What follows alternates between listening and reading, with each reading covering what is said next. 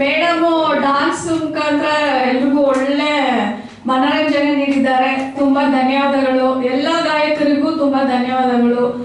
So ಇವತ್ತು ಒಂದು ಧ್ಯಾನ, ಯೋಗ, ಮತ್ತೆ ದೇಹಾರೋಗ್ಯ, ಮನಸ್ಸು ಮತ್ತೆ ಬುದ್ಧಿ, ಇದೆಲ್ಲದ್ರ ಬಗ್ಗೆ ಒಂದು ಸ್ವಲ್ಪ ನಿಮ್ಗೆ ತಿಳುವಳಿಕೆ ಸಿಕ್ಕಿದೆ ಅಂತ ನಾನು ಭಾವಿಸ್ತೀನಿ. ಹೌದಾ? ಸೊ ಸೆಷನ್ ಸ್ಟಾರ್ಟ್ ಆದಾಗ ಬಂದಿದ್ರೆ ನಿಮ್ಗೆ ಹಣದ ಒಂದು ವಿಚಾರಗಳು ನಿಮ್ಗೆ ಸಿಕ್ಕಿರ್ತಾ ಇತ್ತು. ಸೊ ಮೊದಲನೇ ಕ್ವೆಶ್ಚನ್ ನಾವು ತಿಳ್ಕೊಂಡಿದ್ದು ಜಸ್ಟ್ ರಿವಿಷನ್. ಹಣ ಎಲ್ಲಿಂದ ಬಂತು? ದುಡಿದಾಗ ಮಾತ್ರ ಹಣ ಬರುತ್ತೆ. ಮನುಷ್ಯ ಮಾಡಿದ್ದು, ದೇವರು ಮಾಡಿದ್ದ, ಮನುಷ್ಯ ಮಾಡಿದ್ದ, ಮನುಷ್ಯ ಮಾಡ್ಕೊಂಡಿದ್ದು. ಸೊ ಇದರ ಒಂದು ಚರ್ಚೆ ನಡೀತು. ಸೊ ಇದ ನಂತರ ಮನುಷ್ಯ ಮಾಡಿದ್ದು ಅಂತ ಎಲ್ರೂ ಒಪ್ಕೊಂಡ್ವಿ. ಸೊ ಮನುಷ್ಯನೇ ಮಾಡಿರುವಂತ ಹಣನ ಪಡ್ಕೊಳ್ಳೋದಕ್ಕೋಸ್ಕರ ನಾವ್ ಇಷ್ಟೆಲ್ಲ ಸಾಹಸ ಮಾಡ್ತಾ ಇದೀವಿ ಅಲ್ವಾ?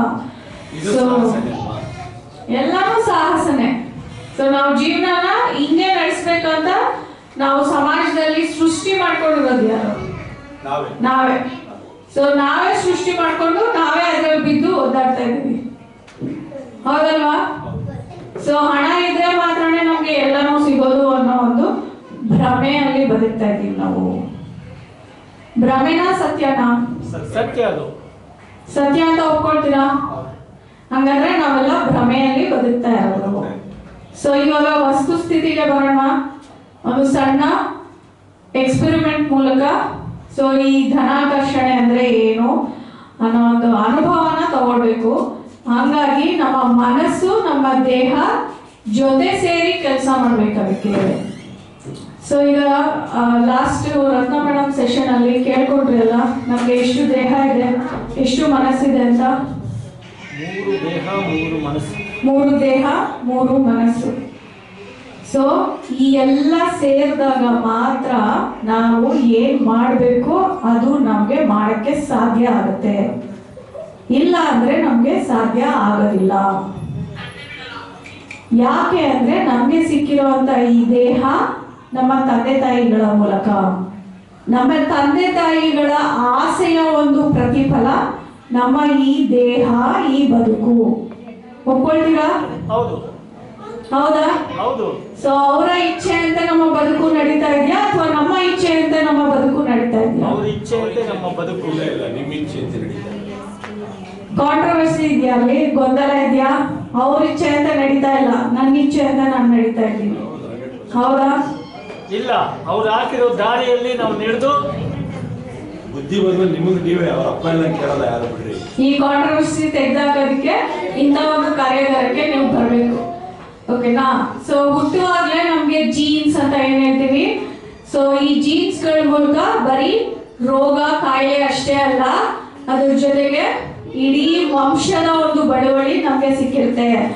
ಎಲ್ಲ ಒಂದು ಆರ್ಥಿಕ ಪರಿಸ್ಥಿತಿ ಆಗಿರ್ಬೋದು, ಒಂದು ಜೀವನದ ಸಕ್ಸಸ್ ಅಂತ ಏನ್ ಹೇಳ್ತೀವಿ, ಸೊ ಉನ್ನತ ಮಟ್ಟಕ್ಕೆ ಹೋಗೋ ರೀತಿ ಆಗಿರ್ಬೋದು, ನಾವು ಪರ್ಸನಾಲಿಟಿ ಅಂತ ಏನ್ ಹೇಳ್ತೀವಿ, ವ್ಯಕ್ತಿತ್ವ, ಈ ವ್ಯಕ್ತಿತ್ವ ಎಲ್ಲವೂ ನಾವು ಪಡ್ಕೊಂಡಿರುವಂಥದ್ದು ನಮ್ಮ ತಂದೆ ತಾಯಿ ಮತ್ತೆ ನಮ್ಮ ಆನ್ಸಿಸ್ಟರ್ಸ್, ಪೂರ್ವಜರು ಅಂತ ಹೇಳ್ತೀವಿ. ಅವರ ಮೂಲಕನೇ ನಾವು ಪಡ್ಕೊಂಡಿರುವಂಥದ್ದು. ಈಗ ನಾವು ಪೂರ್ವಜರು ನಮ್ಗೆ ಒಂದು 100 ರೂಪಾಯಿ ಕೊಟ್ಟಿರ್ತಾರೆ ಅಂತ ಇಟ್ಕೊಳ್ಳೋಣ. ನಮ್ಮ ತಂದೆ ತಾಯಿಗೆ 100 ರೂಪಾಯಿ ನಮ್ಮ ಪೂರ್ವಜರು ಕೊಟ್ಟಿದ್ದಾರೆ. ಅದನ್ನ ಅವರು ಒಳ್ಳೆಯ ರೀತಿಯಲ್ಲಿ ಬಳಸ್ಕೊಂಡ್ರೆ ಜೀವನ ಪೂರ್ತಿ ಅದರಲ್ಲಿ ಸಂತೋಷವಾಗಿರ್ಬೋದು. ನಾನು ಹೇಳ್ತಾ ಜಸ್ಟ್ ಒಂದು ನಂಬರ್ಸ್. ಆ 100 ರೂಪಾಯಿನ ಅವರು ತಪ್ಪಾಗಿ ಉಪಯೋಗಿಸ್ಕೊಂಡು ಅದನ್ನ ಕಳ್ಕೊಂಡ್ರೆ ನಿಮ್ಗೆ ಅದು ಪಾಸ್ ಆನ್ ಆಗುತ್ತಾ? ನಿಮ್ಗೆ ಏನ್ ಸಿಗುತ್ತೆ? 100 ರೂಪಾಯಿ ಅವ್ರು ಕಳ್ಕೊಂಡ್ರೆ ಏನೂ ಇಲ್ಲ. ಹೌದಾ? ಜೀರೋ ಇಂದ ಸ್ಟಾರ್ಟ್ ಮಾಡ್ಬೇಕಾಗುತ್ತಲ್ವಾ? ಹೌದಾ? ಕಷ್ಟದ ಜೀವನ ಸತ್ಯ ಅಲ್ವಾ? ಹಿಂದಿನ ಕಾಲದಲ್ಲೆಲ್ಲ ನಮ್ಗೆ ಒಂದು ಕೆಲಸದ ರೂಪದಲ್ಲಿ ನಮ್ಗೆ ತಂದೆ ತಾಯಿ ಬಳುವಳಿಯಾಗಿ ಕೊಡ್ತಾ ಇದ್ರು ಅಲ್ವಾ? ನಮ್ಮ ವಂಶನ ಅದೇ ರೀತಿ ನಾವು ಹೆಸರಿಸ್ಕೊಂಡಿದೀವಲ್ವಾ? ಕುಂಬಾರರು, ನೇಕಾರರು. ಹೌದಾ? ಎಲ್ಲಿಂದ ಬಂತು? ಕುಲ ಕಸುಬು. ಕುಲ ಕಸುಬು ಅದು ನಮ್ಗೆ ಜೀನ್ಸ್ ಅಲ್ಲೇ ಅಡಾಪ್ಟ್ ಆಗಿತ್ತು. ನಾವು ಕಲ್ತಿರೋಂಥದ್ದು. ನಮ್ಗೇನು ಹೊಸದಾಗಿ ಹೇಳ್ಕೊಡ್ಬೇಕಾಗಿರ್ಲಿಲ್ಲ. ನಾವು ಬೆಳೀತಾ ನೋಡಿದ ತಕ್ಷಣ ನಮ್ಗೆ ಕಲ್ತು ಬಿಡ್ತಾ ಇದ್ವಿ. ಈಗ ಆ ಥರ ಇದೆಯಾ ಕಾಲ? ಬದಲಾಗ್ಬಿಟ್ಟಿದೆ ಅಲ್ವಾ? ಕುಲಕಸುಬು ಎಲ್ಲೋಯ್ತು ಗೊತ್ತಿಲ್ಲ ನಮ್ಗೆ. ಹಾಗಾಗಿ ಆರ್ಥಿಕ ಪರಿಸ್ಥಿತಿ ಇಷ್ಟು ಏರುಪೇರಾಗಿರೋದು. ಹೌದಾ? ಈಗ ಕಾರಣ ತಿಳಿತಲ್ವಾ? ಸೊ ಇದನ್ನ ನಾವು ಹೆಂಗೆ ಎದುರಿಸ್ಬೇಕು? ನಮ್ಮ ಮನಸ್ಥಿತಿನ ನಾವು ಉನ್ನತ ಮಟ್ಟದಲ್ಲಿ ಇಟ್ಕೋಬೇಕು. ಫಸ್ಟು ನೆಗ್ಲಿಜೆನ್ಸಿನ ಬಿಡಬೇಕು, ಕೇರ್ಲೆಸ್ನೆಸ್ನ ಬಿಡಬೇಕು, ಇಗ್ನರೆನ್ಸ್, ನಮ್ಮ ತಿಳುವಳಿಕೆ ಜ್ಞಾನದ ಕೊರತೆ ಏನಿದೆ ಅದನ್ನ ಫಸ್ಟ್ ಸರಿಪಡಿಸ್ಕೋಬೇಕು. ನಮಗೆ ಗೊತ್ತಿಲ್ಲ ಅನ್ನೋದನ್ನ ನಾವು ಒಪ್ಕೊಂಡು ಕಲಿಯೋಂತ ಒಂದು ಮನಸ್ಥಿತಿನ ನಾವು ಬೆಳೆಸ್ಕೋಬೇಕು. ನಾವೇನ್ ಮಾಡ್ತೀವಿ, ಮುಖವಾಡ ಹಾಕೊಂಡು ನಮ್ಗೆಲ್ಲ ಗೊತ್ತು ಅಂತ ತಿಳ್ಕೊಂಡು ದೊಂಬರಾಟ ಆಡ್ತಾ ಇದೀವಿ. ಹೌದಾ? ಸೊ ಈ ಒಂದು ಪರದೆನ ನಾವು ಕಳಿಸ್ಕೊಂಡು ಸತ್ಯಸ್ಥಿತಿನ ನಾವು ಒಪ್ಕೊಳ್ಬೇಕು. ಫಸ್ಟ್ ನಮ್ಮ ಒಳಗಡೆ ಮನಸ್ಸಿನ ಒಳಗಡೆ ನಾವು ಒಪ್ಕೊಂಡಾಗ ಮಾತ್ರ ನಾವು ಅದನ್ನ ದಾಟಿ ಮುಂದುವರಿಯಕ್ಕೆ ಸಾಧ್ಯ. ಸೊ ಈ ಮನಸ್ಥಿತಿಗೆ ನಾವು ಧ್ಯಾನನ ಮಾಡಿಸಿದ್ದು. ಸೊ ಬೆಳಗ್ಗೆಯಿಂದ 2 ಸತಿ ನಾವು ಧ್ಯಾನನ ಮಾಡಿದ್ವಿ. ಈ 2 ಟೆಕ್ನಿಕ್ನ ನೀವು ಫಾಲೋ ಮಾಡ್ಕೊಂಡಾಗ ನಿಮ್ಮ ಮನಸ್ಥಿತಿ ನಿಧಾನವಾಗಿ ನಿಮ್ಮ ಕಂಟ್ರೋಲಿಗೆ ಬರುತ್ತೆ. ಸೊ ಈಗ ಹಣನ ನಾವು ಯಾವ್ದೆಲ್ಲ ನೆಗೆಟಿವ್ ರೀತಿಯಲ್ಲಿ ಯೋಚನೆ ಮಾಡ್ತೀವಿ ಅಂತ ನೋಡೋಣ. Money doesn't grow on trees. ಹಣ ದುಡ್ಡು ಮರದಲ್ಲಿ ಬೆಳೆಯಲ್ಲ, ಗಿಡದಲ್ಲಿ ಬೆಳೆಯಲ್ಲ ಅಂತ ಹೇಳ್ತೀವಿ. ಹೌದಾ? ನಿಜ ಅಲ್ವಾ? ಇದು ಪಾಸಿಟಿವಾ ನೆಗೆಟಿವಾ? ಪಾಸಿಟಿವಾ? Okay. Next, money is filthy and dirty. ದುಡ್ಡು ಇದ್ರೆ ಅದು ಒಳ್ಳೇದಲ್ಲ, ದುಡ್ಡಿದ್ರೆ ದುರಹಂಕಾರ ಬರುತ್ತೆ. ಇದು ಪಾಸಿಟಿವಾ ನೆಗೆಟಿವಾ? ನೆಗೆಟಿವ್. ದುಡ್ಡಿದ್ರೆ ಅಹಂಕಾರ ಬರುತ್ತೆ. ನೆಗೆಟಿವಾ? ಎಲ್ಲರೂ ನೆಗೆಟಿವಾ?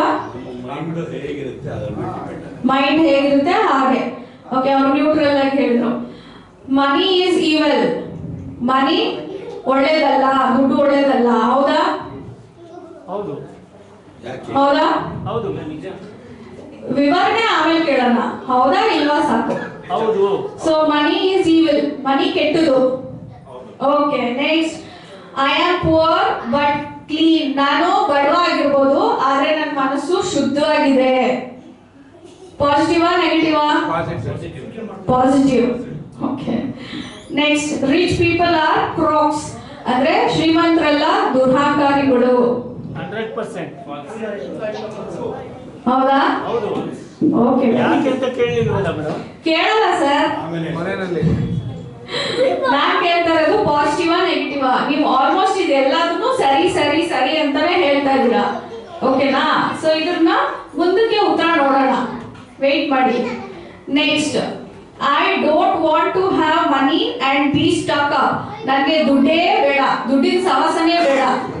ದುಡ್ಡು ಬಂದ್ರೆ ನಾನು ಅಲ್ಲಿ ತಗ್ಲಾಕೊಳ್ತೀನಿ. ದುಡ್ಡು ಬಂದ್ರೆ ತಾನೇ ತಗ್ಲಾಕೊಳ್ಳೋದು, ದುಡ್ಡು ಬಂದ್ರೆ ತಾನೇ ಪ್ರಾಬ್ಲಮ್ ಬರೋದು.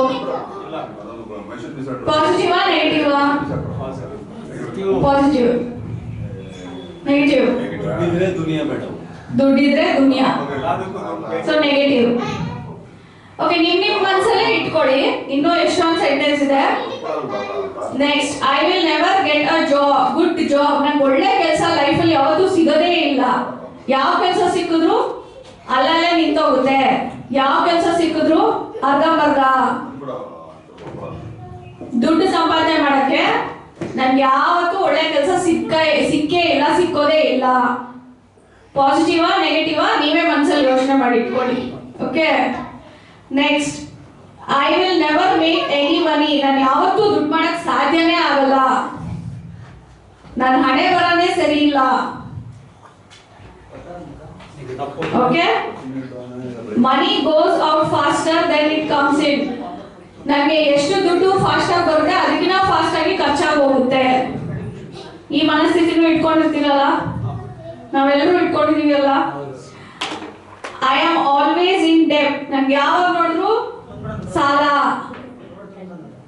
ಎಷ್ಟು ದುಡ್ಡು ಬಂದ್ರು ಸಾಲ ಅಂತೂ ತಪ್ಪಿಲ್ಲ. ಇದೆಯಾ ಈ ಭಾವನೆ ಎಲ್ಲ?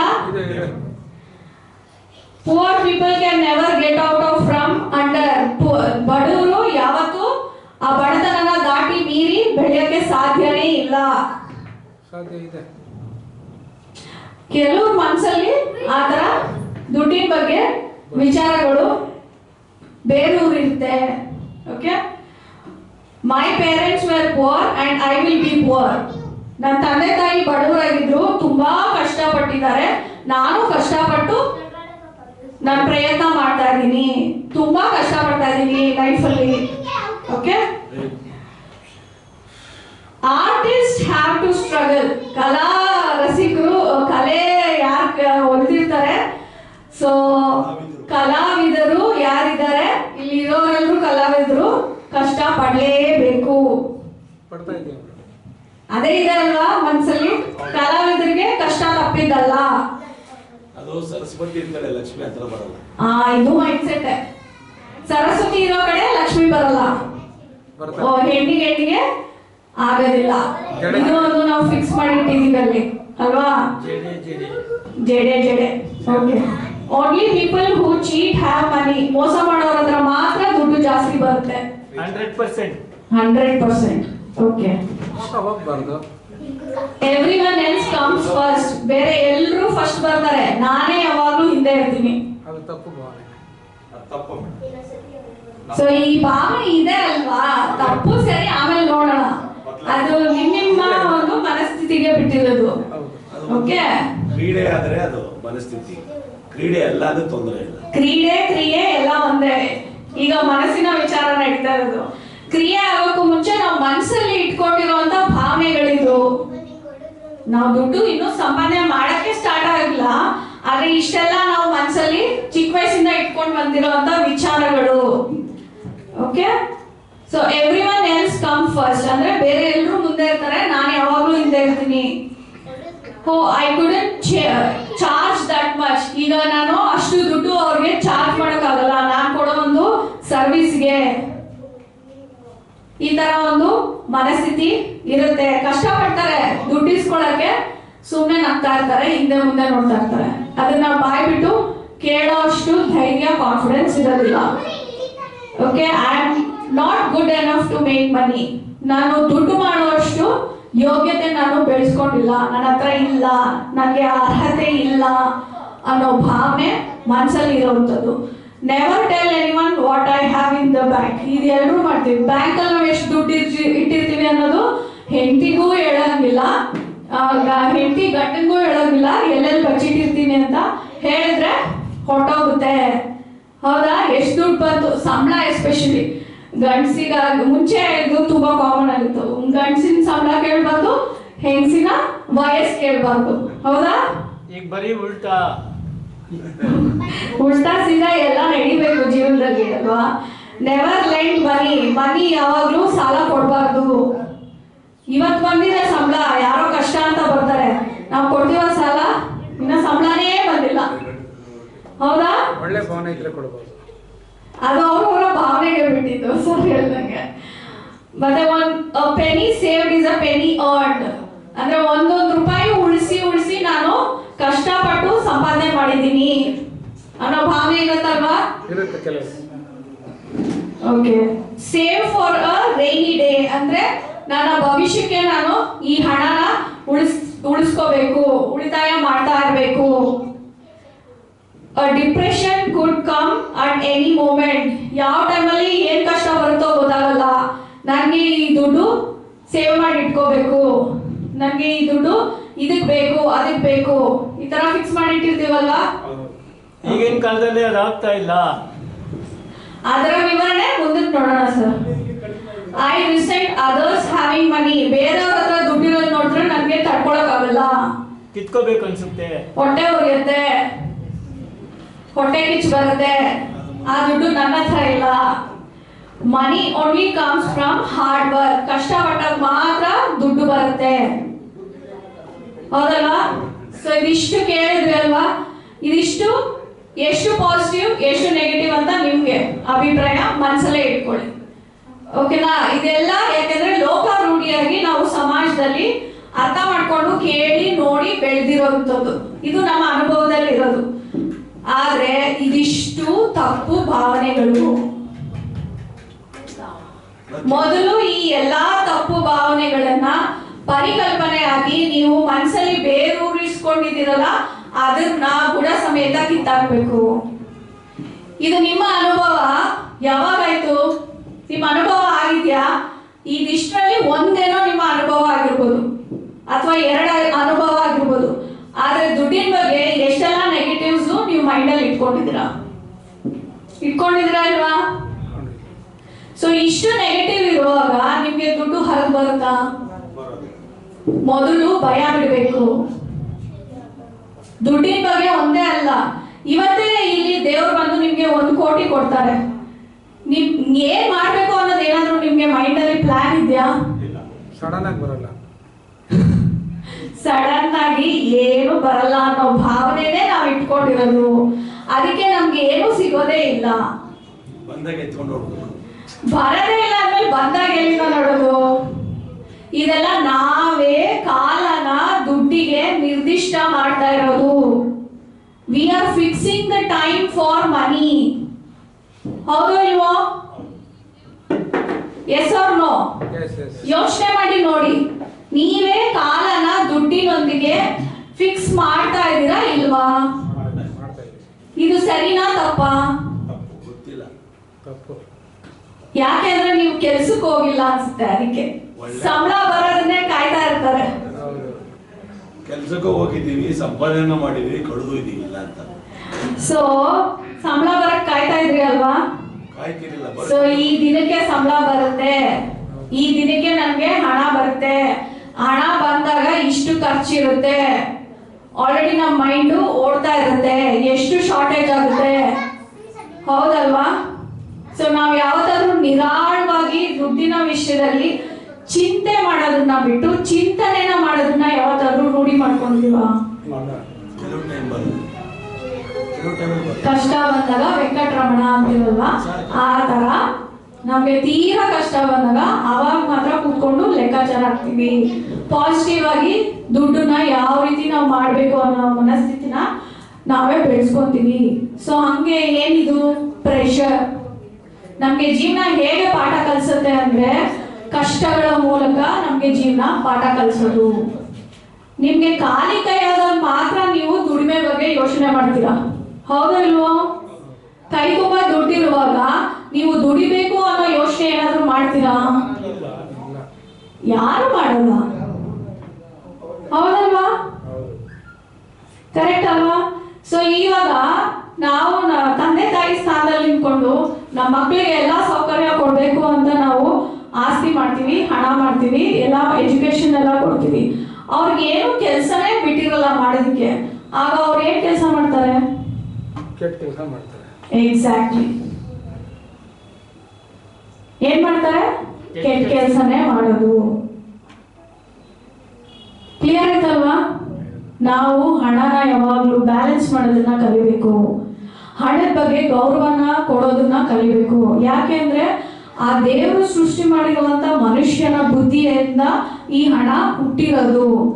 ಸೊ ಮನುಷ್ಯನ ಬುದ್ಧಿ ಏನು ಅರಿವು ಅಂತ ತಿಳ್ಕೊಂಡ್ವಲ್ಲ, ಆ ಅರಿವಿನ ಮೂಲಕ ಬಂದಿರುವಂತ ಈ ಹಣ, ಸಂಪತ್ತು, ಸೌಕರ್ಯ ಎಲ್ಲ ಏನಿದೆ ಇದನ್ನ ನಾವು ಅನುಭವಿಸಿ ಈ ಜೀವನನ ನಡೆಸ್ತಾ ಇದ್ದೀವಿ. ಅದಕ್ಕೆ ನಾವು ಗೌರವನ ಕೊಡ್ಬೇಕು. ಈಗ ನೋಡಿ, ನಮ್ಮ ವಸ್ತು ಅಂದ್ರೆ ಮಾತ್ರ ನಾವು ಅದಕ್ಕೆ ರೆಸ್ಪೆಕ್ಟ್ ಕೊಡ್ತೀವಿ. ಬೇರೆಯವ್ರ ವಸ್ತು ಅಂದ್ರೆ ನನಗೇನಾಗ್ಬೇಕು? ಹಾಳಾಗೋಗ್ಲಿ, ಅವ್ರ ಜ್ಞಾನ ಇರ್ಬೇಕಂತು, ಅವ್ರ ಜವಾಬ್ದಾರಿ ಇಲ್ಲ, ಅವ್ರು ಕಳ್ಕೊಳ್ತಾ ಇದ್ದಾರೆ. ಹೌದಲ್ವಾ? ನಾವು ಅದೇ ಸ್ಥಿತಿಯಲ್ಲಿ ಯಾವ್ದು ಬದಲಾಗಿ ಯೋಚನೆ ಮಾಡ್ಬೋದು? ಅವ್ರೇನೋ ಮರ್ತು ಬಿಟ್ಟಿದ್ದಾರೆ, ಅವ್ರ ವಸ್ತುನ ನಾವು ಎತ್ತಿಡೋಣ, ಇನ್ನೊಂದ್ಸತಿ ಸಿಕ್ಕಿದಾಗ ಕೊಡೋಣ. ಈ ಮನಸ್ಥಿತಿಯಲ್ಲಿ ಇದೆಯಾ ನಮ್ಮ ಮನಸ್ಸು? ಇಲ್ಲ ಅಲ್ವಾ? ಅಲ್ಲ, ಸಿಕ್ಕಿದ್ ಸಾಕು, ಜೋಬಿಗೆ ಹಾಕೋದ್ರೆ ಸಾಕು. ಸೊ ಈ ತರ ಇರುವಾಗ ಖರ್ಚು ಹೆಂಗಾಗುತ್ತೆ? ಹಣ ಏನೋ ಸಿಕ್ತು, ಇದೇ ತರ ಹಣ ಹೆಂಗೆ ಖರ್ಚಾಗುತ್ತೆ? ಯಾವ ಖರ್ಚು ಮಾಡ್ತೀರಾ? ಬೇಕಾಬಿಟ್ಟಿ ಖರ್ಚು ಮಾಡ್ತಾರೆ. ಇಲ್ಲ, ಸಂಸಾರಕ್ಕೆ ಏನೇನ್ ಬೇಕೋ ಎಲ್ಲ ತಂದು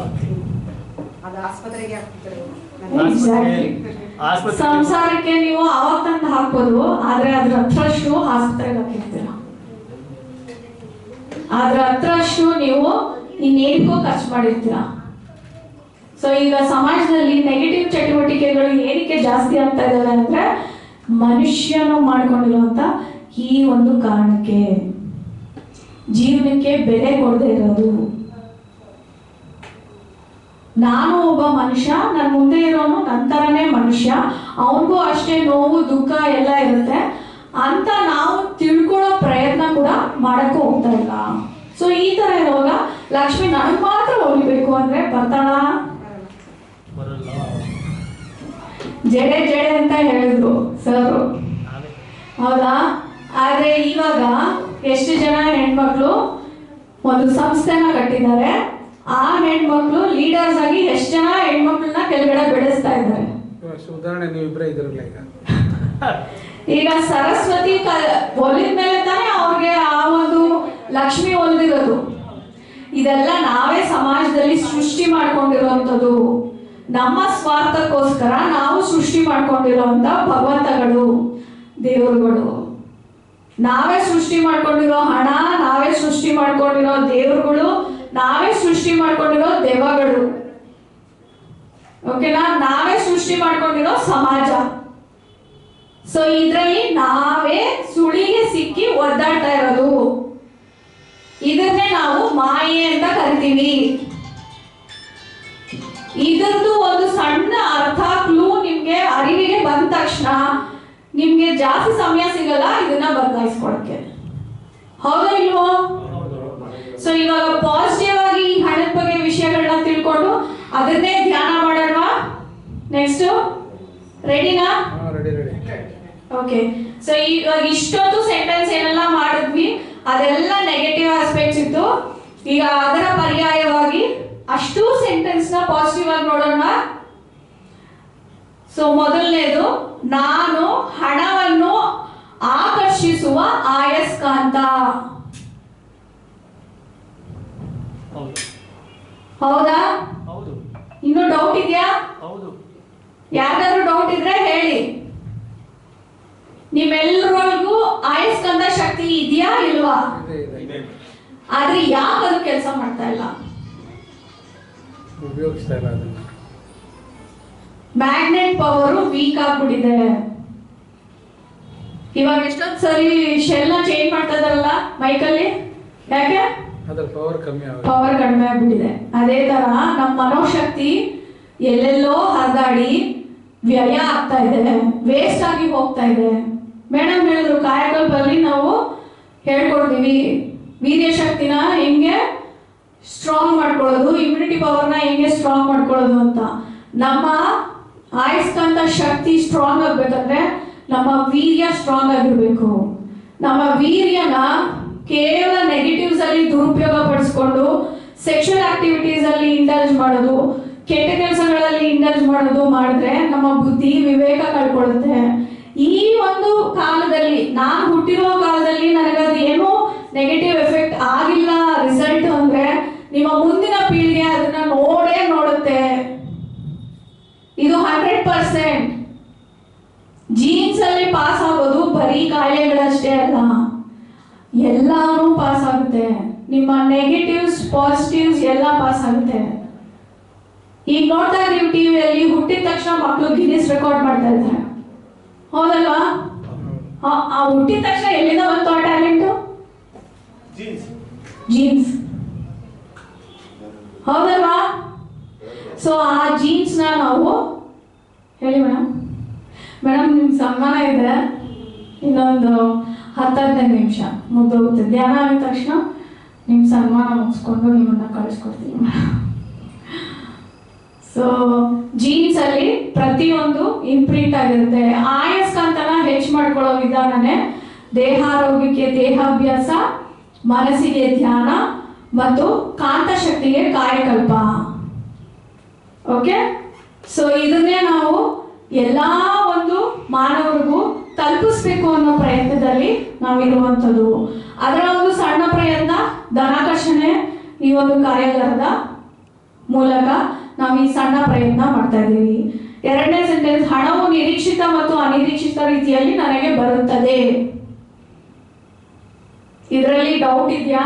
ಇನ್ನು ನನಗೆ ಯಾವಾಗ ಸಿಗುತ್ತೆ ಅಂತ ನಾವು ಯೋಚನೆ ಮಾಡ್ಕೊಂಡಾಗೆ ನಾವು ಅದನ್ನ ಬಿಟ್ಕೊಡ್ತಾ ಇದೀವಿ. ಬರೋ ಹಣ ಏನಾಗುತ್ತೆ, ಅಲ್ಲೇ ಎಲ್ಲೋ ಹೊರಟೋಗುತ್ತೆ. ಹೌದಾ? ಈಗ ಫಾರ್ ಎಕ್ಸಾಂಪಲ್ ಒಂದು ಕ್ಲಾಸಲ್ಲಿ 30ರಿಂದ 50 ಜನ ಸ್ಟೂಡೆಂಟ್ಸ್ ಇರ್ತಾರೆ. ನಾವೆಲ್ಲರೂ ಸ್ಕೂಲ್ಗೆ ಹೋಗಿದ್ವಿ, ಕಾಲೇಜ್ಗೆ ಹೋಗಿದ್ವಿ, ಅಟ್ಲೀಸ್ಟ್ 1ನೇ ಕ್ಲಾಸ್ 2ನೇ ಕ್ಲಾಸ್ ಆದ್ರೂ ಹೋಗಿದ್ವಿ. ಸೊ 30 ಜನನು ಫಸ್ಟ್ ರ್ಯಾಂಕ್ ಬರೋಕ್ಕಾಗುತ್ತಾ? ಯಾಕಾಗಲ್ಲ? ಮನಸ್ಥಿತಿ, ಮನೆಯ ಪರಿಸ್ಥಿತಿ, ಬೆಳವಣಿಗೆಯ ಪರಿಸ್ಥಿತಿ ಬೇರೆ ಬೇರೆ. ಹೌದಾ? ಅವರ ಬುದ್ಧಿಯ ಗ್ರಹಿಕಾ ಶಕ್ತಿ ಬೇರೆ ಇರುತ್ತೆ. ಹೌದಲ್ವಾ? ಸೊ ಜೀನ್ಸ್ ಜೊತೆಗೆ ಏನಾಗುತ್ತೆ, ನಮ್ಮ ಸುತ್ತಲಿನ ವಾತಾವರಣ ಕೂಡ ನಮಗೆ ಯೋಗ್ಯಕರವಾಗಿರಬೇಕು. ಅದಕ್ಕೆ ನಾವು ಎಜುಕೇಶನ್ಗೆ ಎಷ್ಟೊಂದು ಪ್ರಾಮುಖ್ಯತೆನ ಕೊಡಬೇಕಾಗಿದೆ. ಕೊಡ್ತಾ ಇದೀವ? ಈಗ ಕೊಡ್ತಾ ಇದೀವಿ. ಇವಾಗ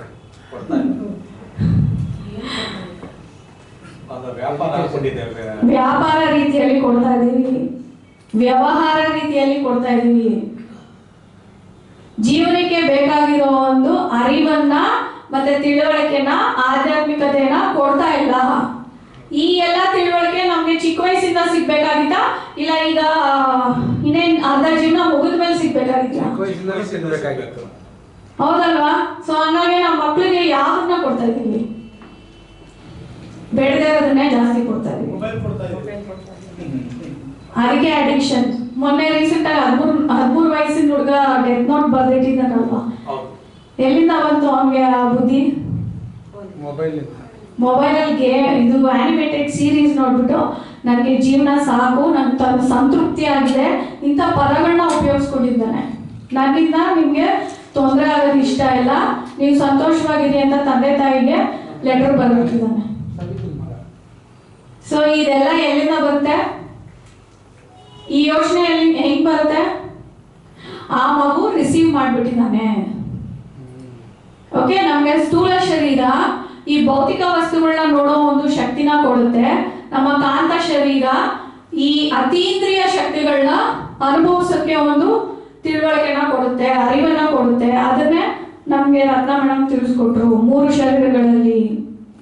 ಓಕೆ, ಈ ವಿಶ್ವಕಾಂತದ ಶಕ್ತಿಯಲ್ಲಿ ನಾವು ಆಕರ್ಷಣೆಗೊಳಗಾಗಿ ಧನನ ಆಕರ್ಷಣೆ ಮಾಡ್ಬೇಕಂದ್ರೆ ನಮ್ಮ ಮನಸ್ಸಿನ ಅಲೆಗಳು ಆ ವಿಶ್ವಕಾಂತದ ಅಲೆ ಜೊತೆ ಕನೆಕ್ಟ್ ಆಗಬೇಕು, ಫ್ರೀಕ್ವೆನ್ಸಿ ಮ್ಯಾಚ್ ಆಗಬೇಕು.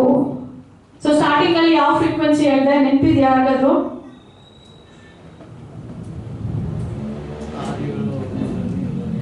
ಸೊ ಯಾವ ಫ್ರೀಕ್ವೆನ್ಸಿ ಇದ್ರೆ ನಮಗೆ ಯೂನಿವರ್ಸಲ್ ಮ್ಯಾಗ್ನೆಟಿಸಮ್ ಜೊತೆ ಮ್ಯಾಚ್ ಆಗೋಕ್ಕಾಗುತ್ತೆ? 423.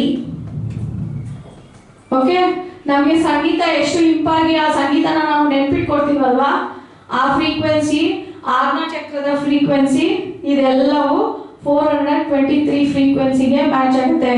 ಇದನ್ನ ಆಜ್ಞಾ ಚಕ್ರದ ಒಂದು ಅಲೆಗಳು ಅಂತ ಕರಿತೀವಿ. ಅಲೆಗಳು ಅಂದ್ರೆ ಈಗ 1 ನಿಮಿಷಕ್ಕೆ ನಾವು 15 ಸರಿ ಉಸಿರಾಡ್ತೀವಿ. ಆ ಉಸಿರಾಟನ ನಾವು 10ಕ್ಕೆ ತಂದಿರಿಸ್ಕೊಂಡಾಗ ಆಟೋಮೆಟಿಕ್ ಆಗಿ ನಮ್ಮ ಮನಸ್ಸಿನ ಅಲೆಗಳು ಕಡಿಮೆ ಆಗಿ ನಾವು ಆಜ್ಞಾ ಚಕ್ರದ ವೈಬ್ರೇಷನ್ ನ ಅನುಭವ ಪಡ್ಕೋಬಹುದು. ಸೊ ಆವಾಗ ನಾವು ವಿಶ್ವಕಾಂತ ಶಕ್ತಿಯೊಂದಿಗೆ ಬೆರೆಸಿ ನಾವು ಧನಾಕರ್ಷಣೆಯನ್ನ ಮಾಡಬಹುದು. ಬರೀ ಧನಾಕರ್ಷಣೆ ಅಲ್ಲ, ನಮ್ಗೆ ಏನ್ ಬೇಕಾದ್ರೂ ನಾವು ಆಕರ್ಷಣೆ ಮಾಡಬಹುದು. ಇಂಥ ಒಂದು ಶಕ್ತಿ ನಮ್ಮೊಳಗಡೆನೆ ಇರುವಾಗ ನಾವು ಊರು ಕೇರಿ ಹುಡ್ಕೊಂಡು ಓಡಾಡ್ತೀವಿ. ಹೌದಲ್ವಾ? ಸೊ ಕ್ಲಿಯರ್ ಆಯ್ತಲ್ವಾ? ನಾನು ಹೆಚ್ಚು ಹಣ ಸಂಪಾದಿಸಲು ಅರ್ಹನಾಗಿದ್ದೇನೆ ಅಥವಾ ಅರ್ಹಳಾಗಿದ್ದೇನೆ. ಓಕೆ, ಜೀವನವು ನನಗೆ ನೀಡುವ ಎಲ್ಲ ಸಂಪತ್ತಿಗೆ ನಾನು ಮುಕ್ತ ಮತ್ತು ಸ್ವೀಕಾರಾರ್ಹ. ಕೊಡಕ್ಕೆ ದೇವ್ರು ರೆಡಿ ಇದ್ದಾರೆ, ಆದ್ರೆ ತಗೊಳಕ್ಕೆ ನಾವೇ ಹಿಂದೆ ಮುಂದೆ ಮಾಡ್ತೀವಿ. ಹೌದಲ್ವಾ? ಸೊ ಈ ಎಲ್ಲ ಹಿಂಜರಿಕೆಗಳನ್ನ, ಈ ಎಲ್ಲ ಒಂದು ಭಯನ ನಾವು ಹಿಂದಿಕ್ಕಿ ನಮ್ಗೆ ಜೀವನಕ್ಕೆ ಏನ್ ಬೇಕು ಅನ್ನೋದನ್ನ ನಾವು ಫಸ್ಟ್ ನಿರ್ಧಾರ ಮಾಡ್ಕೋಬೇಕು. ಸೊ ಈ ನಿರ್ಧಾರ ಇಲ್ಲ ಅಂದ್ರೆ ಜೀವನ ಮುನ್ನಡೆಯಲ್ಲ. ಇದನ್ನೆಲ್ಲ ನಾವು ಹಿಂದಿನ ಕಾಲದಲ್ಲಿ ಭಕ್ತಿ ಯೋಗದಲ್ಲಿ ನಮ್ಗೆ ಅಡಾಪ್ಟೇಷನ್ ಮಾಡಿಕೊಟ್ಬಿಟ್ಟಿದ್ದಾರೆ. ಈ ಒಂದು ಹಬ್ಬಗಳ ಆಚರಣೆ ಮೂಲಕ ಹಬ್ಬ ಮಾಡೋದು ಯಾಕೆ ಅನ್ನೋದು ಕೂಡ ಸೈಂಟಿಫಿಕ್ ವಿವರಣೆ ಇದೆ. ಒಂದು ಕೂದಲು ಜಡೆ ಹಾಕಿದ್ರೆ ಏನಕ್ಕೆ ಗಂಟು ಹಾಕಿದ್ರೆ ಏನಾಗುತ್ತೆ, ಎಲ್ಲದಕ್ಕೂ ವಿವರಣೆ ಇದೆ. ಒಂದು ಬೊಟ್ಟಿ ಹಾಕಿ ಇಡ್ತೀವಿ, ವಾಲೆ ಯಾಕೆ ಹಾಕ್ತೀವಿ, ಉಂಗುರ ಯಾಕೆ ಹಾಕ್ತೀವಿ, ಸರ ಯಾಕೆ ಹಾಕ್ತೀವಿ, ಗೆಜ್ಜೆ ಯಾಕೆ ಹಾಕ್ತೀವಿ, ಎಲ್ಲದಕ್ಕೂ ವಿವರಣೆ ಇದೆ. ನಾವು ಹಾಕೋ ಬಟ್ಟೆ ಯಾವ ರೀತಿ ನಮ್ಗೆ ಎನರ್ಜಿ ಅಟ್ರಾಕ್ಟ್ ಆಗುತ್ತೆ ಅದಕ್ಕೂ ಕೂಡ ತಿಳುವಳಿಕೆ ಇದೆ. ಕಲರ್ ಯಾವ ರೀತಿ ನಮ್ಗೆ ಅಟ್ರಾಕ್ಟ್ ಆಗುತ್ತೆ, ಪಾಸಿಟಿವ್ ಎನರ್ಜಿ, ನೆಗೆಟಿವ್ ಎನರ್ಜಿ, ಅದಕ್ಕೂ ಕೂಡ ವಿವರಣೆ ಇದೆ. ಇಷ್ಟೆಲ್ಲ ಇರೋದನ್ನ ನಾವು ತಿಳ್ಕೊಳ್ಳೋದು ಬಿಟ್ಬಿಟ್ಟು ನಾವೇನ್ ತಿಳ್ಕೊಂಡಿದೀವಿ ಜೀವನದಲ್ಲಿ? ನಿಮ್ಗೆ ಇದೆಯಾ ಇಲ್ವಾ ಈ ಎಲ್ಲ ಒಂದು ಪ್ರಶ್ನೆಗಳು? ಆಲ್ರೆಡಿ ನಿಮ್ಗೆ ಉತ್ತರ ಗೊತ್ತಿರುತ್ತೆ, 70% ನಿಮ್ಗೆ ಉತ್ತರ ಗೊತ್ತಿರುತ್ತೆ.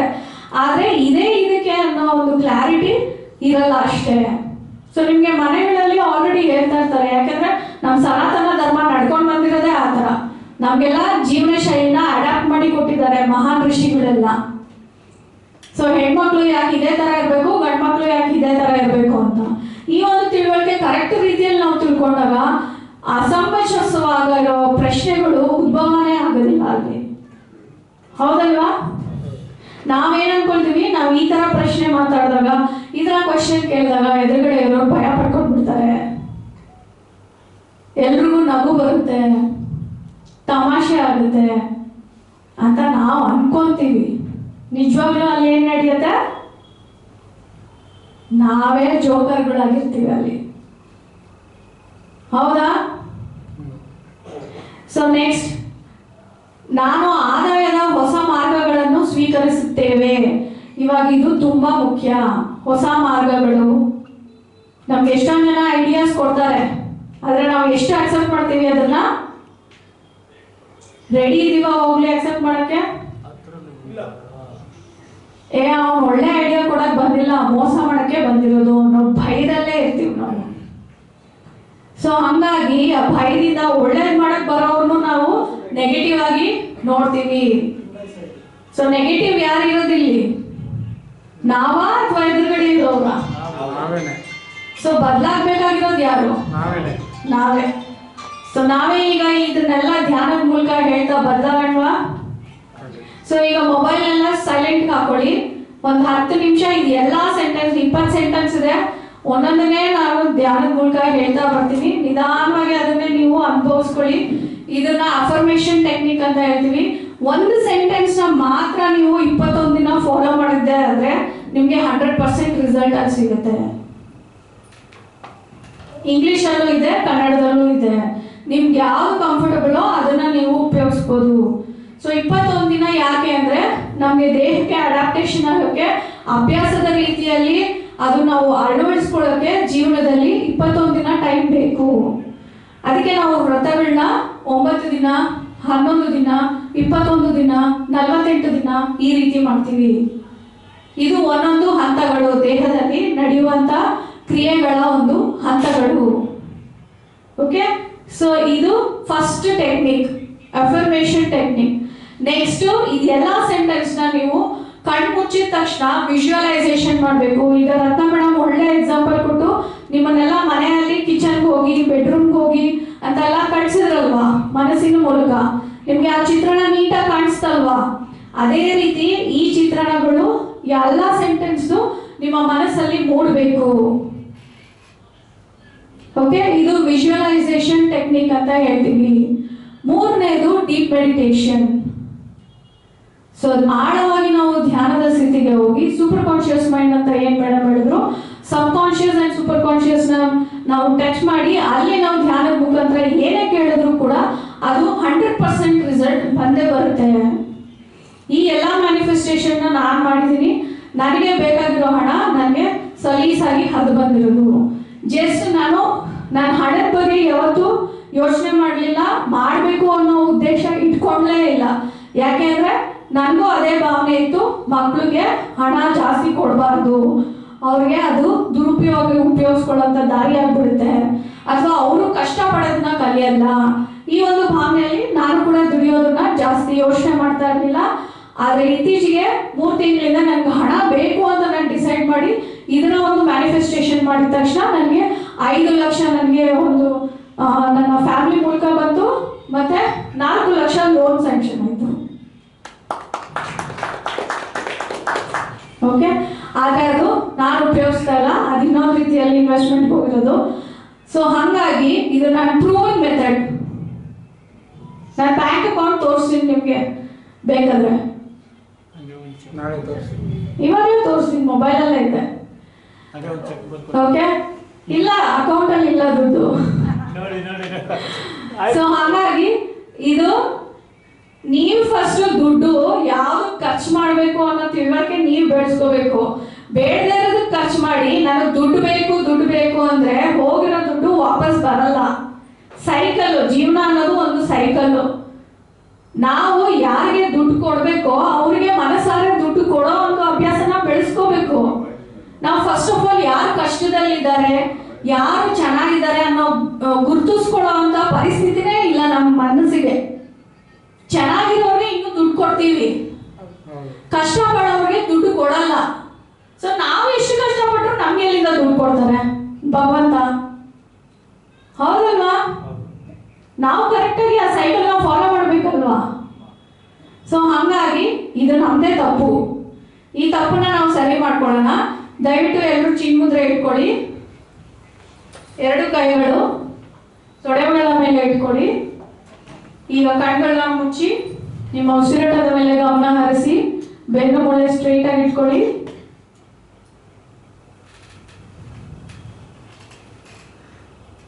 ಅಂಗೈನ ಓಪನ್ ಮಾಡ್ಕೊಳ್ಳಿ.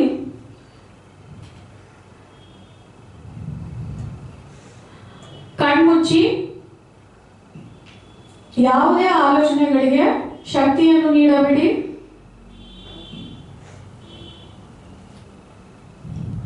ನಿಮ್ಮ ಗಮನ ಉಸಿರಾಟದ ಮೇಲೆ ಇರಲಿ. ನಿಧಾನವಾಗಿ ಉಸಿರು ಒಳಗಡೆ ತಗೊಳ್ಳಿ. 2ರಷ್ಟು ಉಸಿರು ಹೊರಗಡೆ ಬಿಡ್ತಾ ದೇಹದ ಎಲ್ಲ ನೋವುಗಳನ್ನು, ಎಲ್ಲ ಒತ್ತಡಗಳನ್ನು ದೇಹದಿಂದ ಹೊರಗಡೆ ಹಾಕಿ.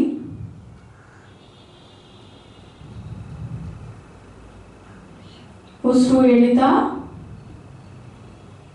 ನಿಮ್ಮ ಗಮನ ತಲೆಯಿಂದ ಪಾದದವರೆಗೂ ಹರಿದಾಡಲಿ. ಉಸಿರು ಬಿಡ್ತಾ ಅದರಲ್ಲಿರುವ ಎಲ್ಲ ನೋವುಗಳನ್ನು ಹೊರಗಡೆ ಹಾಕಿ.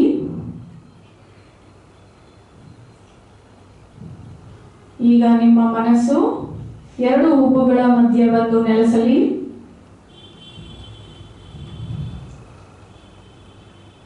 ನಿಮ್ಮ ಗಮನ ನನ್ನ ಮಾತುಗಳ ಮೇಲೆ ಇರಲಿ. ನಿಮ್ಮನ್ನ ನೀವು ನೋಡ್ಕೊಳ್ಳಿ. ಸಂತೋಷದ ಕ್ಷಣಗಳನ್ನು ನೆನೆಸ್ಕೊಳ್ಳಿ. ನಿಮ್ಮ ಜೀವಿತಾವಧಿಯಲ್ಲಿ ಅತಿ ಹೆಚ್ಚು ಸಂತೋಷವಾಗಿರುವಂಥ ಕ್ಷಣಗಳನ್ನು ನೆನೆಸ್ಕೊಳ್ಳಿ. ಅದು ಯಾವುದೇ ಇರ್ಬೋದು. ಅದನ್ನ ನೆನೆಸಿದ ತಕ್ಷಣ ನಿಮ್ಮ ಮುಖದಲ್ಲಿ ಒಂದು ಮಂದಹಾಸ, ಒಂದು ಸಂತೋಷ, ಮನಸ್ಸಿನಲ್ಲಿ ಉಲ್ಲಾಸ ಮೂಡುವಂತಾಗಲಿ.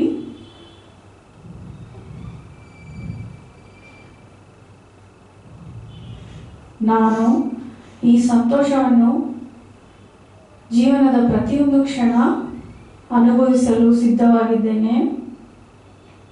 ನನ್ನ ಜೀವನದ ಪ್ರತಿಯೊಂದು ಕ್ಷಣವೂ ಇಷ್ಟೇ ಉಲ್ಲಾಸಕರವಾಗಿ ಸಂತೋಷಕರವಾಗಿರಲಿ ಎಂದು ಆ ಒಂದು ದೈವದಲ್ಲಿ, ವಿಶ್ವಕಾಂತ ಶಕ್ತಿಯಲ್ಲಿ ಕೇಳಿಕೊಳ್ಳುತ್ತೇನೆ. ಈಗ ನನ್ನ ದೇಹ, ನನ್ನ ಮನಸ್ಸು, ನನ್ನ ಆತ್ಮ ಒಂದಾಗಿ ಸಂತೋಷದ ತುತ್ತ ತುದಿಯಲ್ಲಿದೆ. ನನ್ನ ಜೀವನದಲ್ಲಿ ಈಗ ಅತಿ ಮುಖ್ಯವಾಗಿ ಬೇಕಾಗಿರುವಂತಹ ಹಣದ ಆಕರ್ಷಣೆಯನ್ನು ನಾನು ಮಾಡುತ್ತಿದ್ದೇನೆ. ನಾನು ಹಣವನ್ನು ಆಕರ್ಷಿಸುವ ಒಂದು ಆಯಸ್ಕಾಂತದಂತೆ ಕೆಲಸ ಮಾಡಲು ತಯಾರಿದ್ದೇನೆ. ಹಣವು ನಿರೀಕ್ಷಿತ ಮತ್ತು ಅನಿರೀಕ್ಷಿತ ರೀತಿಯಲ್ಲಿ ನನಗೆ ಬರುತ್ತಲೇ ಇರುತ್ತದೆ.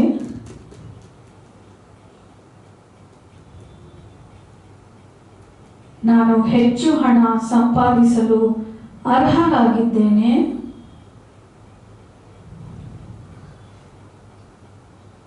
ಜೀವನವು ನನಗೆ ನೀಡುವ ಎಲ್ಲ ಸಂಪತ್ತಿಗೆ ನಾನು ಮುಕ್ತವಾಗಿ ಸ್ವೀಕರಿಸಲು ತಯಾರಿದ್ದೇನೆ.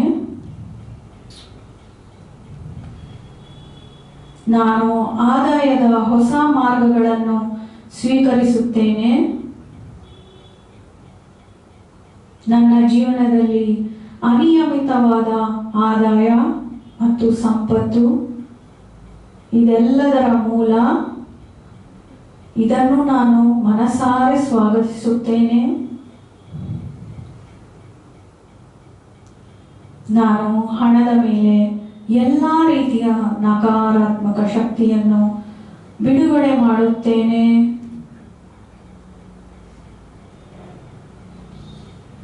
ನಿಮ್ಮ ದೇಹದಿಂದ ಎಲ್ಲ ನೆಗೆಟಿವ್ ಎನರ್ಜೀಸ್ ಹೊರಗಡೆ ಹೋಗೋದನ್ನ ಗಮನಿಸಿ. ನೀವು ಅರಿವನ್ನು ಎಚ್ಚರಿಕೆಯನ್ನು ಕಳ್ಕೊಂಡ್ರೆ ನಿದ್ದೆ ಬರುತ್ತೆ. ನಿದ್ದೆಗೆ ಜಾರದೆ ಎಚ್ಚರದ ಸ್ಥಿತಿಯಲ್ಲಿ ಈ ಒಂದು ಧ್ಯಾನನ ಮಾಡಿ.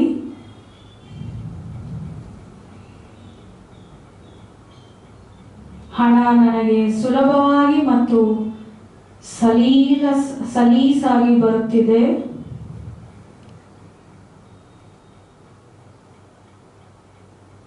ಸಾಧ್ಯವಾದರೆ ಬರುವ ಹಣವನ್ನು ನೋಡಿ ವಿಜುವಲೈಸ್ ಮಾಡಿ. ನನ್ನ ಜೀವನ ಮತ್ತು ಇತರರ ಜೀವನವನ್ನು ಉತ್ತಮಗೊಳಿಸಲು ನಾನು ಹಣವನ್ನು ಬಳಸುತ್ತೇನೆ. ಸಂಪತ್ತು ನಿರಂತರವಾಗಿ ನನ್ನ ಜೀವನದಲ್ಲಿ ಹರಿಯುತ್ತಲೇ ಇರುತ್ತದೆ. ನನ್ನ ಕಾರ್ಯಗಳು ನಿರಂತರ ಸಮೃದ್ಧಿಯನ್ನು ಸೃಷ್ಟಿಸುತ್ತದೆ. ಹಣವು ಸಂತೋಷ ಮತ್ತು ನೆಮ್ಮದಿಯ ಮೂಲವಾಗಿದೆ.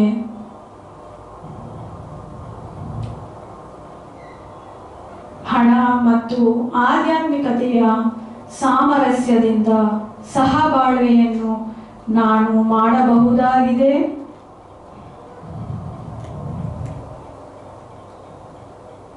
ಹಣ ಮತ್ತು ಪ್ರೀತಿಯ ಸ್ನೇಹಿತರು ಈಗ ನನ್ನ ಜೊತೆಯಲ್ಲಿದ್ದಾರೆ.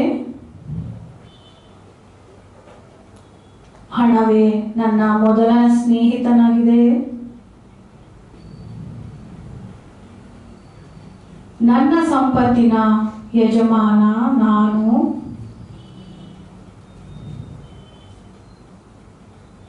ನನಗೋಸ್ಕರ ಈ ಹಣವನ್ನು ಒಳ್ಳೆಯ ರೀತಿಯಲ್ಲಿ ಉಪಯೋಗಿಸಿಕೊಳ್ಳುತ್ತೇನೆ.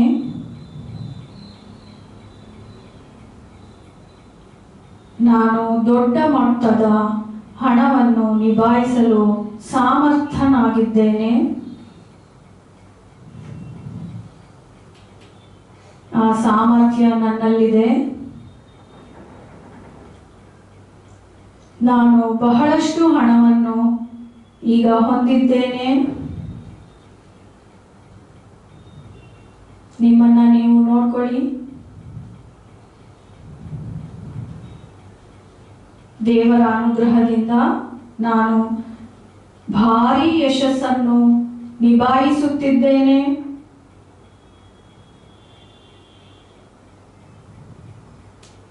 ಹಣವು ನನ್ನ ಜೀವನದ ಅವಕಾಶಗಳು ಮತ್ತು ಅನುಭವಗಳನ್ನು ವಿಸ್ತರಿಸುತ್ತದೆ.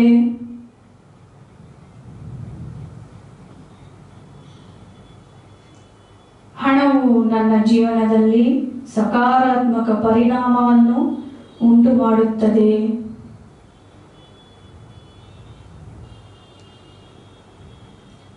Money flows,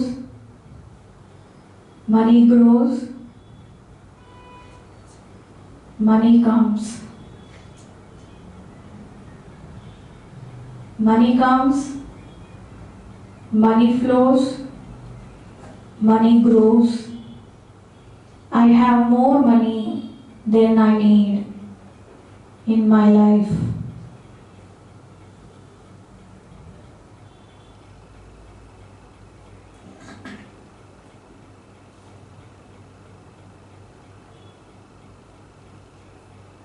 ನಿಮ್ಮ ಜೀವನದಲ್ಲಿ ಆ ದೈವದ ಕೃಪೆಯಿಂದ ಹಣದ ರಾಶಿ ಹರಿದು ಬಂದಿದೆ. ಅದನ್ನು ಸಮೃದ್ಧಿಯಾಗಿ ನನ್ನ ಜೀವನದಲ್ಲಿ ಉಪಯೋಗಿಸಿ ನನ್ನ ಸುತ್ತಲೂ ಇರುವ ನನ್ನ ಪ್ರೀತಿ ಪಾತ್ರರಿಗೆ ಸಹಾಯಕವಾಗುವಂತೆ ಸಮಾಜದಲ್ಲಿ ಸದುಪಯೋಗಗೊಳಿಸಿಕೊಳ್ಳುತ್ತೇನೆ.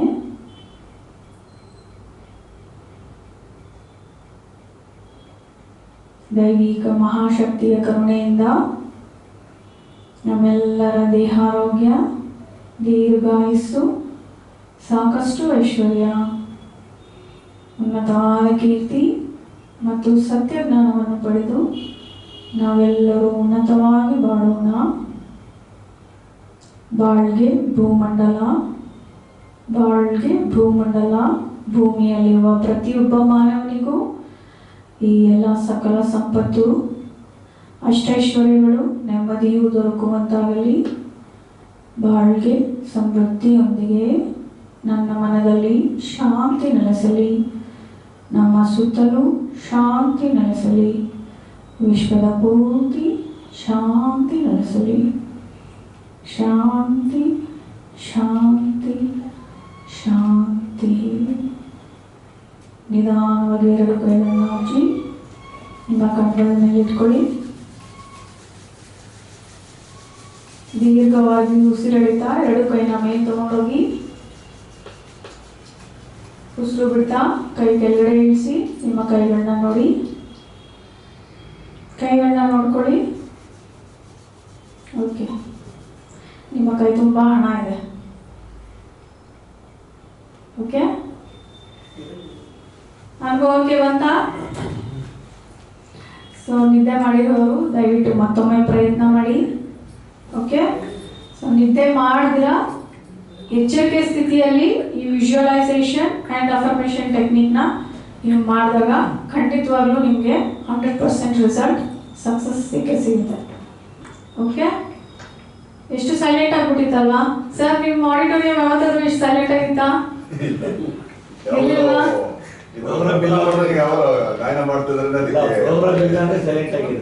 ಲಾಕ್ ಮಾಡಿದಾಗ ಮಾತ್ರ ಸೈಲೆಂಟ್ ಆಗಿರುತ್ತೆ.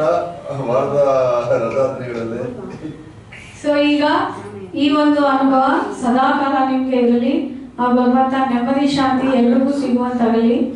ಹಣ ಬರ್ತಾ ಇರುತ್ತೆ, ಹಣ ಹೋಗ್ತಾ ಇರುತ್ತೆ. ಅದನ್ನ ಯಾವ ರೀತಿ ನೀವು ಕೈಯಲ್ಲಿ ಹಿಡಿದಿಟ್ಕೊಳ್ತೀರಾ, ಸದುಪಯೋಗ ಪಡಿಸ್ಕೊಳ್ತೀರಾ, ಸಂತೃಪ್ತಿಯಿಂದ ಬಳಸ್ತೀರಾ, ಅದು ನಿಮ್ಮ ಕೈಯಲ್ಲಿರೋದು. ಈ ಕ್ಷಣ ಅಷ್ಟೇ ಅಲ್ವಾ ನಮ್ಮ ಕೈಯಲ್ಲಿರೋದು, ಹೌದಾ? ಹಿಂದೆ ನಮ್ಮ ಕೈಯಲ್ಲಿದೆಯಾ? ಪಾಸ್ಟ್ ಇಸ್ ಪಾಸ್ಟ್, ಫ್ಯೂಚರ್ ನಮ್ಮ ಕೈಯಲ್ಲಿದೆಯಾ? ಗೊತ್ತಿಲ್ಲ. ಸೊ ನಮ್ಮ ಕೈಯಲ್ಲಿರುವಂಥದ್ದು ಈ ಕ್ಷಣ. ಸೊ ನಮ್ಮ ಜೀವನನ ಪ್ರತಿ ಕ್ಷಣದಲ್ಲಿ ನಡೆಸುವಂತಾಗಲಿ ಅಂತ ಹಾರೈಸ್ತಾ ಎಲ್ರಿಗೂ ಧನ್ಯವಾದಗಳು. ಈಗ ಗೀತಾ ಮೇಡಮ್ ದಯವಿಟ್ಟು ವೇದಿಕೆ ಮೇಲೆ ಬರಬೇಕಾಗಿ ವಿನಂತಿ. ಸೊ ಆಯುರ್ವೇದಿಕ್ ಪ್ರಾಡಕ್ಟ್ಸ್ ಮೂಲಕ ನಾವು ಆರೋಗ್ಯನ ಕಾಪಾಡ್ಕೋಬಹುದು. ಸೊ ಅಂಜು ಮೇಡಮ್ ಇದ್ದಾರೆ, ಗೀತಾ ಮೇಡಮ್ ಫೀಡ್ಬ್ಯಾಕ್ ಕೊಟ್ಟು